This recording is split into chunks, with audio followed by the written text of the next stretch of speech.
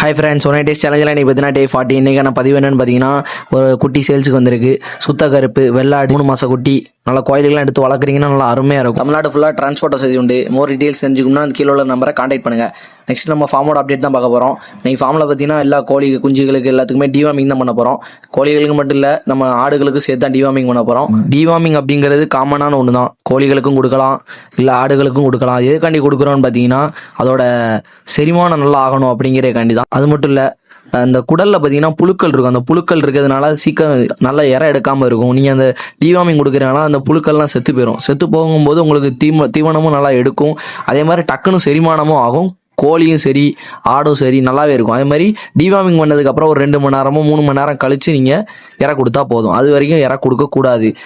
Deworming பண்ணுறதுக்கு time பார்த்தீங்கன்னா காலையில், அதாவது இற போடுறதுக்கு முன்னாடியே நீங்கள் டிவார்மிங் பண்ணிவிட்டு அதுக்கப்புறம் இற கொடுங்க. நல்லா குட்டி நல்லா ஆரோக்கியமாக இருக்கும், கோழி நல்லா ஆரோக்கியமாக இருக்கும். அதே மாதிரி டிவார்மிங் பார்த்தீங்கன்னா வாரத்தில் ஒரு 2 முறை இல்லை மாதத்தில் ஒரு 4 முறை கொடுத்தா போதும். ரொம்பலாம் கொடுக்கணும் தேவையில்லை. அப்படியே போயிட்டு நம்ம கிணத்துல ஒரு குழியில் போட்டு பையங்களோட சேர்ந்து ரொம்ப நாள் கழித்து நல்லா ஜாலியாக ஒரு குழியில் போட்டு இன்றைக்கான டே முடிச்சுக்கிட்டோம். அடுத்து நெக்ஸ்ட்டு ஃபார்மில் இன்னொரு சின்ன அப்டேட் பண்ணலான்னு இருக்கோம். நெக்ஸ்ட் வீடியோவில் பார்ப்போம். Bye friends.